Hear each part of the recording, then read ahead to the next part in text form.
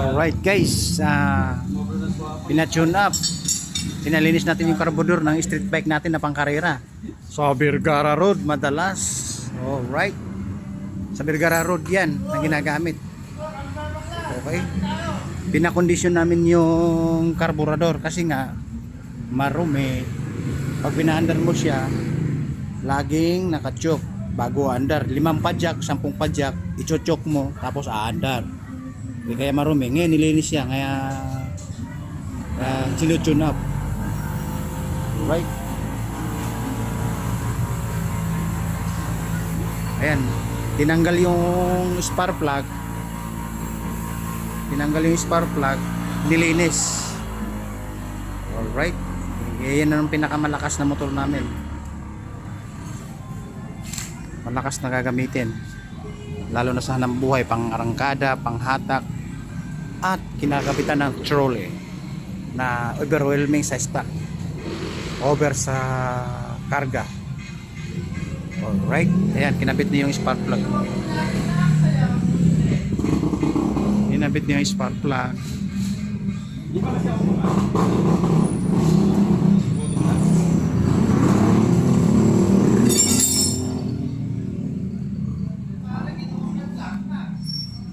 Kasi nga pag hindi bali kasing pangit tignan yung motor, basta condition yung makina, yun ang importante para sa akin.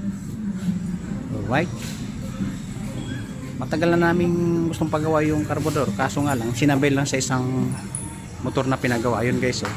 Ayun, may kulong-kulong, ayun, oh. Diba? Sinabay lang siya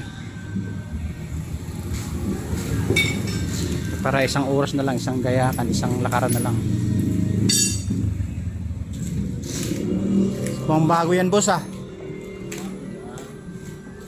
basal nakakainggit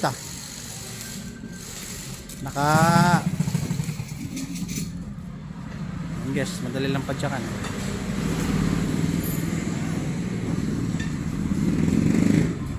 Tune up ni boss, tinitimplahan yung minor.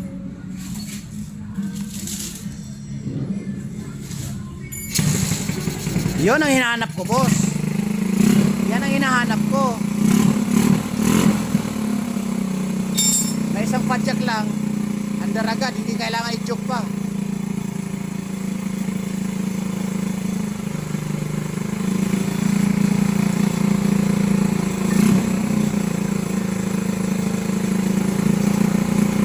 Yan yung dating entrada niyan. Habang tumatagal, nagbabago yung minor kasi nga gawang marumi yung carburetor. Kita niyo naman guys, kinakapa, sinutune up ni boss, tinitimplahan ng minor. Kasi nga guys, kahit nakahinto ka, bigla tumataas yung minor kasi nga marumi nga yung carburetor. Yung isa doon, tapos na pong gawin. Ito na lang para pauwi na. Nagugutom na nga kami, hindi pa nananghalian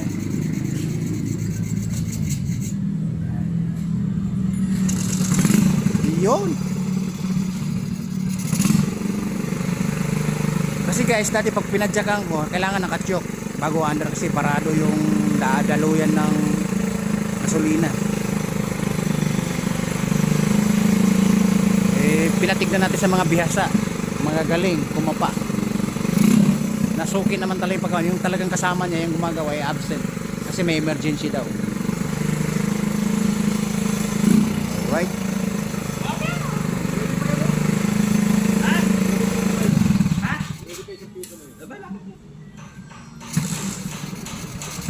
Yun.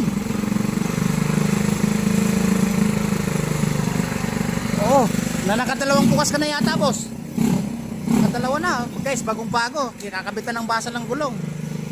Pang Mio yan Alright, pang Mio daw guys.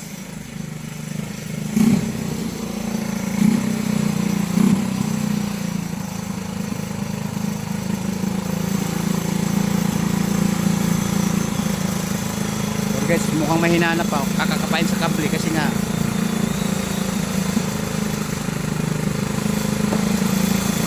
lalagyan ng cable tie. Alright,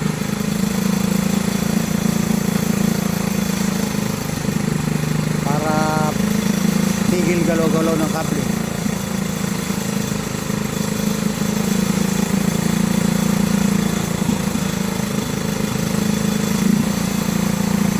baling dyan na lang yan, pipigil dyan. Hindi ba nilagyan mo na ng cable tie? Basta hindi gagalaw-galaw.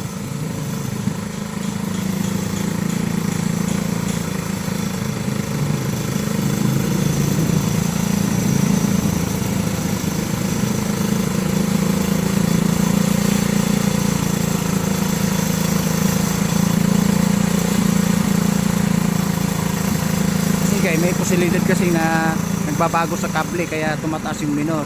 Nagagalaw kasi habang nagba-vibrate.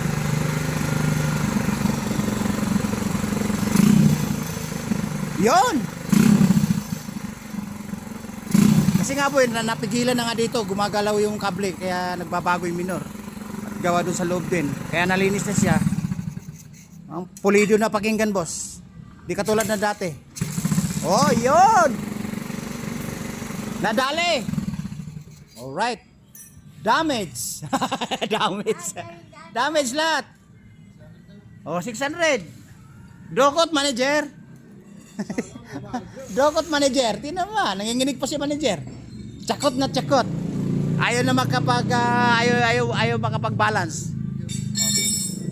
Oy, magpapaalam na ako, isang bagsak nga. Boss. Papaalam na ako. Okay na.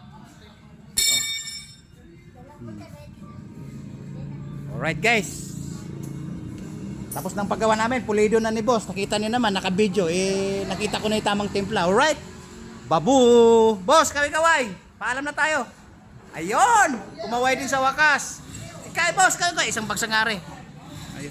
Isang bagsak nga, isang bagsak. Ayun. Mamaya, i-upload ko to. Tayo bida, tayo sikat. Ay, sorry. Babu. Bye-bye guys. Uwi na kami.